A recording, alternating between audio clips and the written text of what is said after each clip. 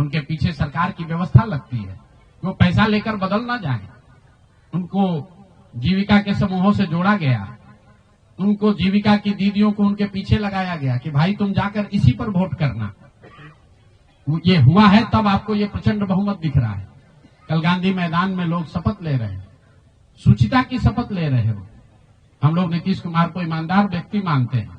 मैं व्यक्तिगत तौर पर उनसे जुड़ा रहा हूं, व्यक्तिगत तौर पर ईमानदार। लेकिन ये ईमानदारी की कौन सी परिभाषा है? सिर्फ कॉन्ट्रैक्टर से और ट्रांसफर पोस्टिंग में पैसा लेना ही बेईमानी नहीं है। संविधान में जो बात लिखी गई है उसकी अवहेलना भी बेईमानी है। और ये सिर्फ बिहार का मसला नहीं है। मैं आपके जरिए पूरे देश के लोगों को ये बताना चाहता हूं, ये बिहार के चुनाव के परिणाम आप इसको गंभीरता से लीजिए। ये जनसुराज का मामला नहीं है। अगर ये चीज अलाउ कर दी जाए तो देश से लोकतंत्र खत्म हो जाएगा। कोई भी दल जो सत्ता में है वो कभी चुनाव ही नहीं हारेगा। किसी भी सरकार के लिए 15, 20, 30 हजार करोड़ रुपया कहीं से कर्ज लेकर भी लोगों से को बांटने में कोई दिक्कत नहीं, कोई कर सकता है। आप देखिए बिहार सरकार के पास पैसा नहीं था, कंटीजेंसी फंड से पैसा डाइवर्ट करके, वर्ल्ड बैंक का पैसा जो दूसरे काम के लिए था उसको डाइवर्ट करके ये वोट खरीदा गया है। और मैं बिल्कुल गंभीरता से दावे के साथ कह रहा हूं, कैमरे पर कह रहा हूं कि सरकार ने ये 10-10 हजार रुपए में वोट खरीदा है। अगर मैं गलत कह रहा हूं तो सरकार हम पर केस कर दे, हमको जेल में डाल दे, पीछे हटने वाले नहीं। गांधी जी ने जब अहिंसा की परिभाषा लिखी है तो उसमें लिखा है कि अन्याय का प्रतिकार होना चाहिए। हमारा कोई द्वेष नहीं है, हमारा कोई झगड़ा नहीं, हमारी कोई लड़ाई नहीं है, लेकिन ये अन्याय है।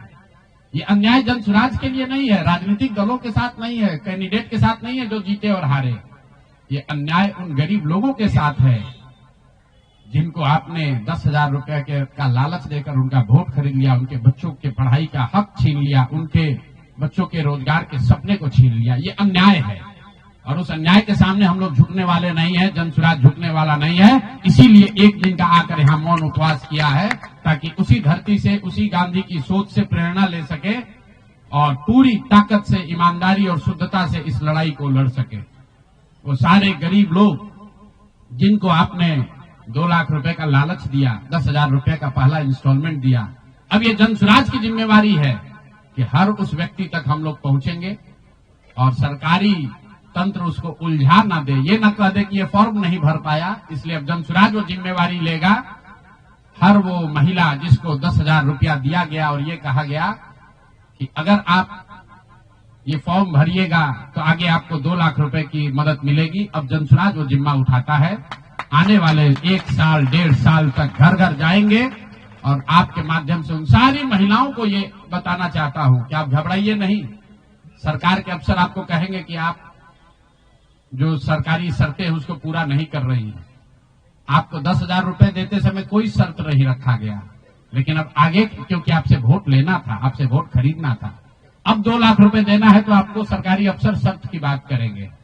तो सरकारी शर्तों के हिसाब से जो यहाँ के ग्रामीण विकास मंत्रालय ने जो शर्त जारी किए हैं, उस शर्तों के हिसाब से, उसके मुताबिक बिहार की 1.5 करोड़ महिलाओं से फॉर्म भरवाकर सरकार को जमा कराने का जिम्मा अब जनसुराज के साथियों का है। हम लोग उन घरों तक जाएंगे और आपके सामने ये घोषणा कर रहे हैं 15 जनवरी के बाद जनसुराज की ओर से सारा जनसुराज परिवार हम लोग घर घर जाएंगे।